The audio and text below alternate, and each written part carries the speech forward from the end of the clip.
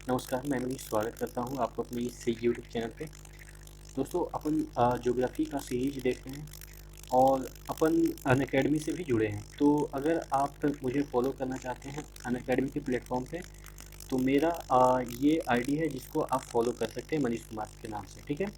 और अगर आप कोर्स परचेज करना चाहते हैं, क्योंकि अनअकैडमी एक ऐसा प्लेटफॉर्म है जहाँ पे आप वेरियस तरह के टीचर से पढ़ सकते हैं। आपके पास ऑप्शन काफ़ी होंगे। अगर आप कोई जैसे कोर्स परचेज किया है, रेलवे का कोर्स परचेज किया है या एसएससी का कोर्स परचेज किया, तो वहाँ पे आपको वेरियस टीचर से पढ़ने का ऑप्शन मिल जाता है। तो वहाँ पे भी आप पढ़ सकते हैं। यहाँ पे टॉप एजुकेटर हैं। आप देखेंगे कि कई सारे वहाँ पे फैकल्टी ऐसे हैं जो कि आपके मतलब कि जितने भी डाउट हैं वो सॉल्व कर सकते हैं। कितना उनके पास एक्सपीरियंस है। आप मुझे भी फॉलो कर सकते हैं। अगर आप रेलवे का सब्सक्रिप्शन लेना चाहेंगे, तो ये आपका रेलवे का सब्सक्रिप्शन है।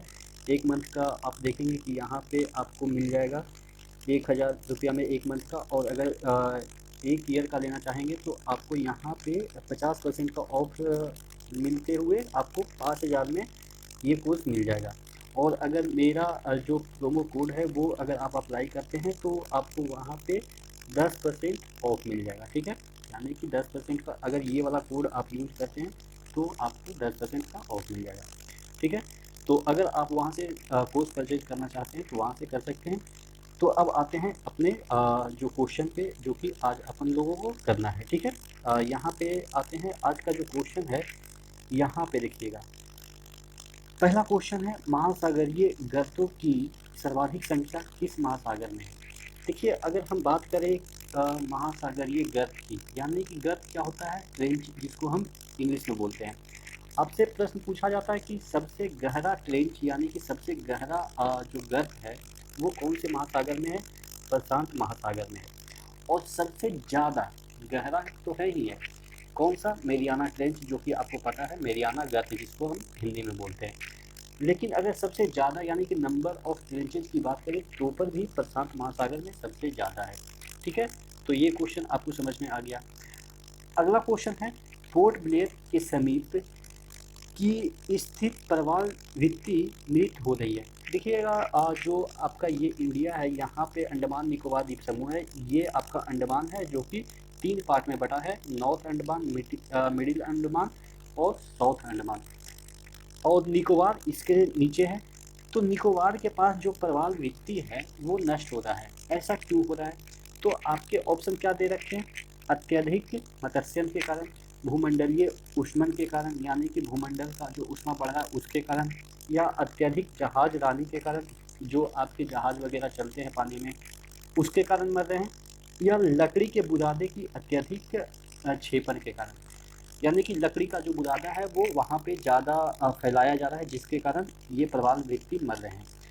तो देखिए, ये जो प्रवाल वृत्ति है सॉरी, ये जो प्रवाल वृत्ति है वो अत्यधिक मत्स्यन के कारण मर रहे हैं, ठीक है।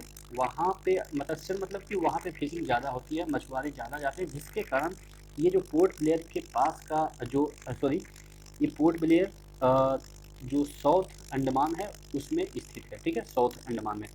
तो जो पोर्ट ब्लेयर के समीप प्रवाल वृत्ति है, वो जो प्रवाल वृत्ति है वो किसके कारण मर रहा है, अत्यधिक मत्स्यन के कारण। निकोबार नीचे है, लेकिन जो आपका पोर्ट ब्लेयर जो राजधानी है अंडमान निकोबार का, वो आपके साउथ अंडमान में है, ठीक है। अगला देख लेते हैं, कौन सा प्रवाल जो कौन सा सागर प्रवाल की उत्पत्ति के लिए उपयुक्त है। देखिए, कौन सा सागर, ये आपका पृथ्वी है। और ये वाला क्षेत्र भूमध्य रेखा के ऊपर नीचे जो क्षेत्र है उसको कहते हैं उष्णकटिबंधीय क्षेत्र। तो यहाँ पे जो महासागर पाया जाएगा वहाँ पे प्रवाल वृत्ति ज़्यादा पाया जाता है, ठीक है। आप देखेंगे कि यहाँ पे इंडिया का जो निचला पार्ट है, यहाँ पे आपके लक्षद्वीप हो गया या आपका अंडमान निकोबार हो गया, यहाँ पे आपके प्रवाल वृत्ति पाए जा रहे हैं, यानी कि ये वाला जो क्षेत्र है वो भी तो आपके उष्णकटिबंधीय क्षेत्र में ही आता है, ठीक है। तो इस वजह से ये आपका आंसर सही होगा। कौन सा जो सागर होगा या महासागर, उष्णकटिबंधीय महासागर में प्रवाल वृत्ति की प्रोबेबिलिटी ज़्यादा हो जाती है। अच्छा, आपसे पूछा जाता है कि जो महासागर है या आप कह सकते हैं इसको कि जो महादेश है, ठीक है, महादेश की बात करते हैं, महादेश से किस ओर प्रवाल वृत्ति ज़्यादा होती है। तो देखिए महादेश के पूरब और पश्चिम की ओर प्रवाल भित्ति ज़्यादा होती है। जैसे आप देखेंगे ऑस्ट्रेलिया यहाँ पे इसके पूरब में ग्रेट बैरियर रीफ है, जो कि एक प्रवाल भित्ति का ही एग्जाम्पल है। अब इंडिया की बात करें तो देखेंगे यहाँ पे लक्षद्वीप है, जो कि पश्चिम में है। पूरब में अंडमान निकोबार है, जो कि आपके पूरब में हो गया। तो यानी कि कोई भी महादेश के पूरब हो या पश्चिम हो, इसमें प्रवाल भित्ति की प्रोबेबिलिटी ज़्यादा होती है। ठीक है, ये भी प्रश्न पूछे गए हैं। अगला क्वेश्चन देख लेते हैं, महासागरीय जल में लवणता सर्वाधिक मात्रा में किस अक्षांशों के मध्य पाई जाती है। देखिए अब पूछा जा रहा है कि महासागर के जो जल होते हैं उसमें लवणता कौन से अक्षांश के बीच ज़्यादा पाए जाते हैं। तो ये 20 से 40 डिग्री अक्षांश के बीच लवणता यानी कि सैलिनिटी ज़्यादा पाई जाती है। अब इसको याद कैसे करेंगे, देखिएगा आपको एक एग्जाम्पल के थ्रू याद करवाते हैं। देखिए ये भूमध्य रेखा है, ये आपका इंडिया है। ठीक है, ये आपका इंडिया है।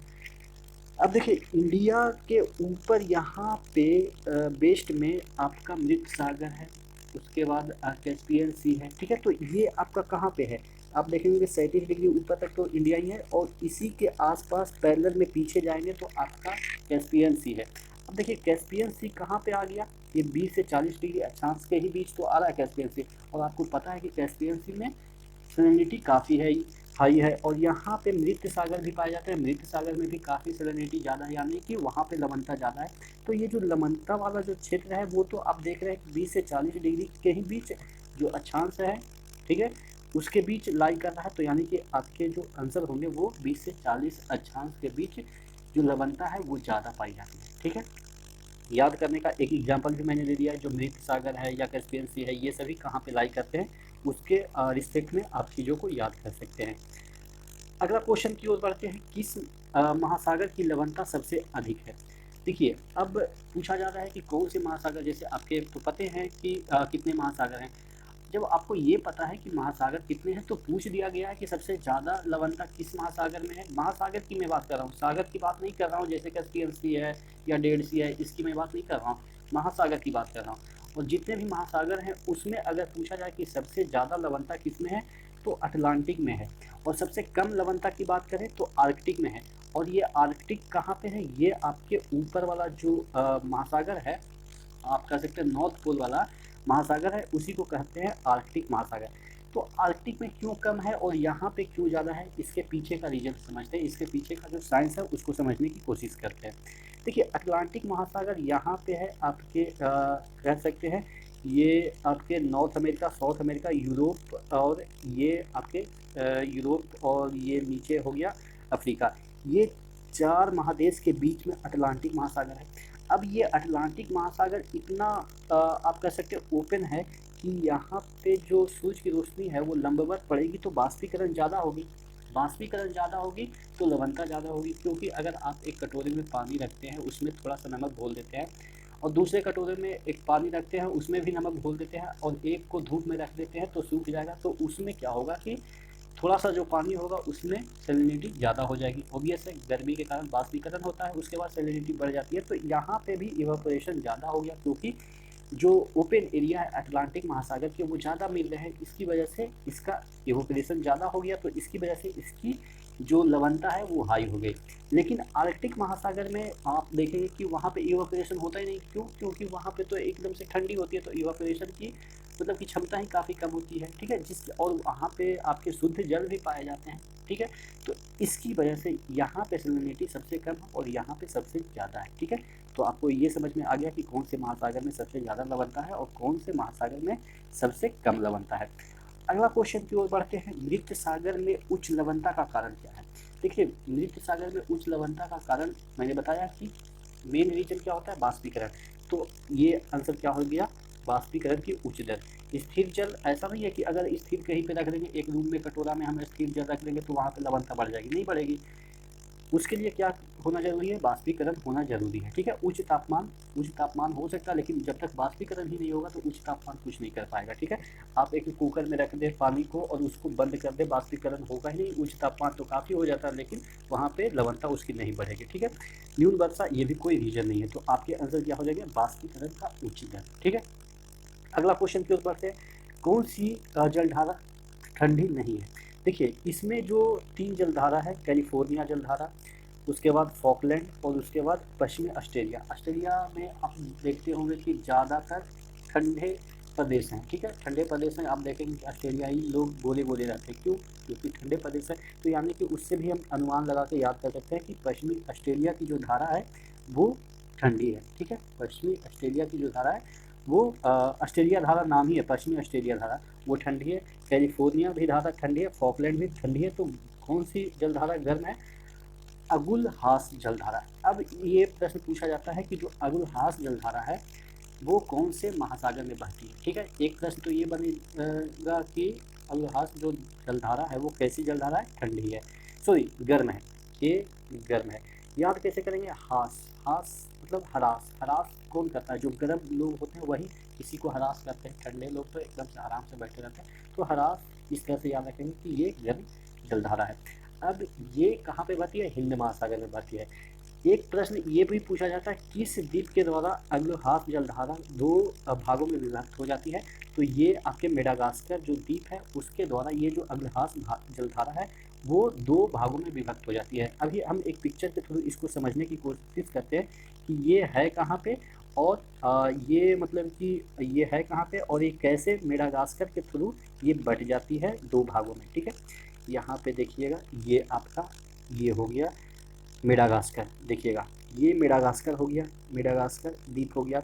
ये आपके अमेरिका अफ्रीका हो गए, ये आपके अफ्रीका हो गए, अफ्रीका कॉन्टिनेंट, ठीक है। अब देखिएगा यहाँ से दो भागों में विभक्त होकर आ रहा है, ये पीला वाला देखिएगा, और फिर यहाँ पे एक हो गया, उसके बाद इधर बह रहा है, ठीक है। ये अग्लोहास जो करंट है वो देखिएगा यहाँ पे दो भागों में बढ़ता हुआ फिर आगे एक हो गया, उसके बाद यहाँ से गुड होप के पास से यहाँ पे रिफ्लेक्ट हो जाती है। उसके बाद यहाँ पे देखिएगा एक जलधारा और भी है, बेंगुला। बेंगुला जो जलधारा वो एक प्रकार की ठंडी जलधारा है, ठीक है। तो ये यहाँ पे ये इधर क्या है? ये इधर आपके हिंद महासागर है, ठीक है, और इधर अटलांटिक महासागर है। तो ये आपके कहाँ पे बहती है? हिंद महासागर में बहती है। और ये मेडागास्कर के थ्रू दो भागों में अग्रहास जलधारा विभक्त हो जाती है। और ये कैसी जलधारा है? तो ये आपको मैंने बताया कि गर्म जलधारा है। तो आशा करते हैं जितने भी क्वेश्चन मैंने कराए वो आपको याद हो गए होंगे। तो इसी तरह से बने रहिए चैनल के साथ। नेक्स्ट वीडियो में नेक्स्ट अपडेट के साथ मिलते हैं, तब तक के लिए धन्यवाद।